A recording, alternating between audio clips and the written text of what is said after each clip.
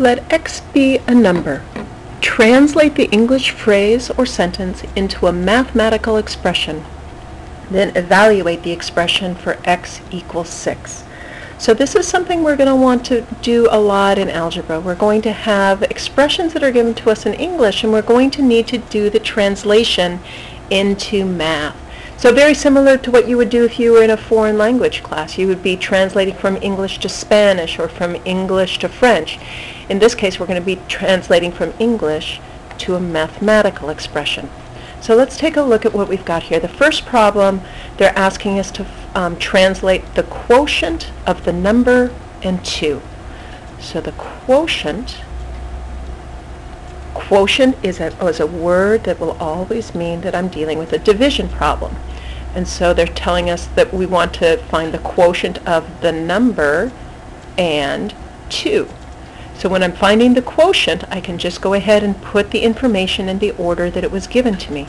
Now remember, they gave us the variable they want us to use. They want us to use x for our number. So we're going to use that. The quotient of the number and 2, well, there's the number. Quotient means divide by, and they're asking us to divide by 2. So there's the mathematical expression for the quotient of a number and 2. Now remember, that wasn't the only thing they told us to do. There's this then. Then what are we supposed to do? Then we're supposed to evaluate the expression for x equals 6. So here's my expression. Now I'm going to evaluate it for x equals 6. So I'm going to take the x out, and I'm going to put a 6 in its place. And the divide by 2 is just going to come along for the ride. So there's my substitution step. And now I'm going to simplify. I'm going to actually do the math here. 6 divided by 2 would give me 3. So here's the answer to the first part of the question. Do the evaluation, or sorry, this is do the translation. So here we translate, and then the next 2 steps that we have here, this is where we evaluate. So let's take a look at the next problem. In this next problem, we're being asked to subtract 4 from the number. Now this from is really important, so we're going to be subtracting 4 from the number. So remember that our number is x. And from that number, we're going to subtract 4. So from the number, we're going to take away 4. So we need to be sure that the minus 4 comes here. If we were to write this as 4 minus x, that wouldn't be correct. That's not what this problem is saying. Even though the 4 comes first here, we need to pay attention to what the words are telling us to do in terms of the order.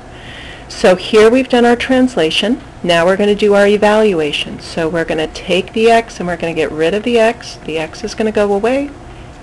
In its place, we're going to put in, remember, they're telling us to evaluate for 6. So 6 minus 4, and 6 minus 4 we know is 2. So again, here we translate, and here we evaluate. The last problem, the product of 6 and the number, well, product is a word that means to multiply. So if we're going to find the product of 6 and the number of 6 and the number they told us was x, so we can write this as 6 times x with the multiplication dot.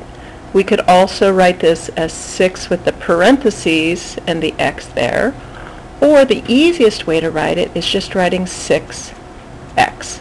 Any one of those would be a fine way to write the product of 6 and the number. Then our final step is to do the evaluation for x equals 6. So we're going to come down here and we've got 6 times x. Well, remember what we said, that x is going to go out, and in its place is going to come in that 6. In this case we have 6 times 6. Well, that's fine. 6 times 6 is 36. So there's the evaluation part, and up here remember we did the translation part.